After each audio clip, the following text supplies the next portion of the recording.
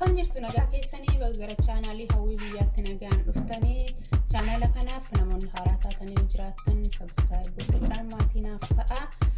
Yeroo subscribe gootan mallattoo bilbilaa kan fakkaatu sana tokkodhaan maatii naaf ta'uun dagatina viidiyoon hojjedhu dafee akkasiin qaqqabuu fi maatii koorri taatan immoo anaa dhufuu baga nagaan dhuftanii isiniin jedheera.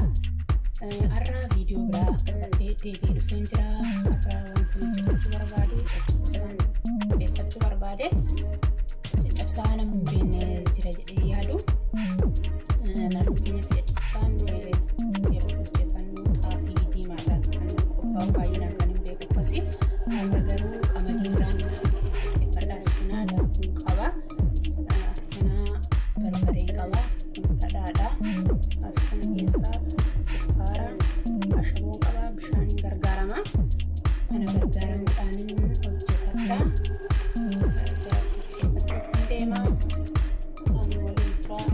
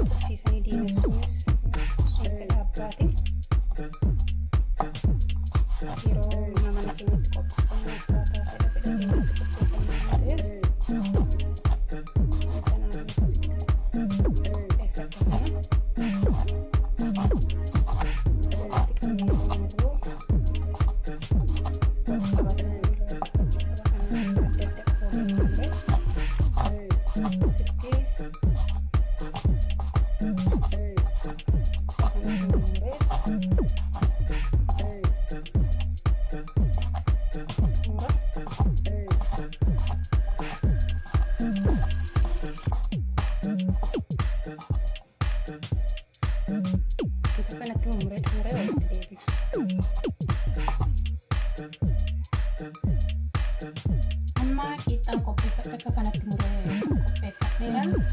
Kanaan booda dhadhaan waliin qopheeffachuutti deebi'a. Akka kanatti muree qopheeffadheera kana.